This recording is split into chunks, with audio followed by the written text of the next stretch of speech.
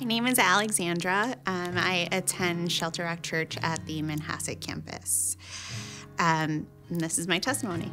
So I was raised with faith from the time I was little. I was a part of a Catholic church. My parents had me baptized.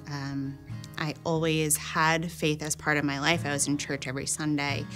But being in the Catholic Church, my relationships were more based on Mary and the saints, and they were the people that I was praying to when I was in trouble. I knew that Jesus died for my sins, but it was more of like head knowledge and not heart knowledge. I didn't know him in the way that I felt that he was my friend.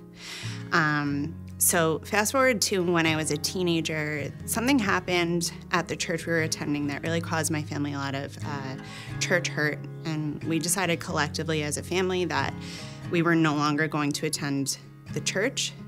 We kind of felt like if this is what church represented, we didn't want to be a part of it. So we stopped going to church altogether.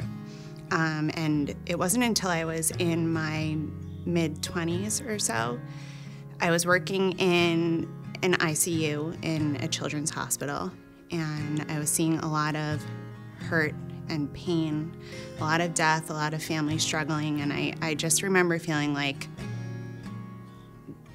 there's something missing for me.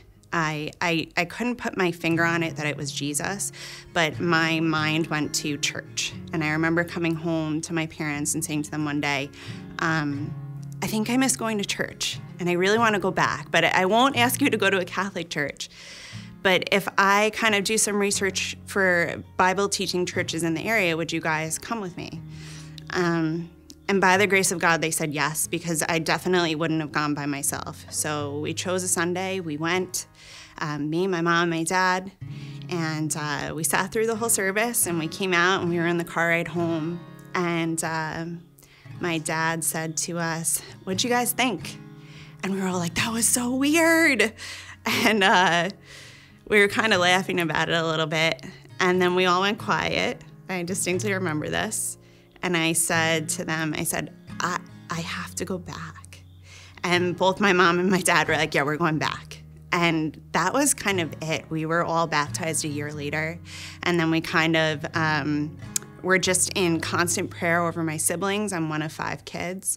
A couple years later, my brothers were radically transformed and saved. And then a few years after that, my sister and her family started going to Shelter Rock Church, and I get to watch their 4 kids worship in church every week, which is the greatest gift ever. I would say that my testimony is in progress. It keeps going. I think that it wasn't until I started attending Shelter Rock Church that I started having community that helped me grow. I went on a couple of mission trips that really just changed my heart for the Lord. But I would say I'm still in a place where I feel like, I walk into church and I am so unworthy. And I don't know why God used me as a catalyst for my family. And I feel like I don't know why I deserve to be here.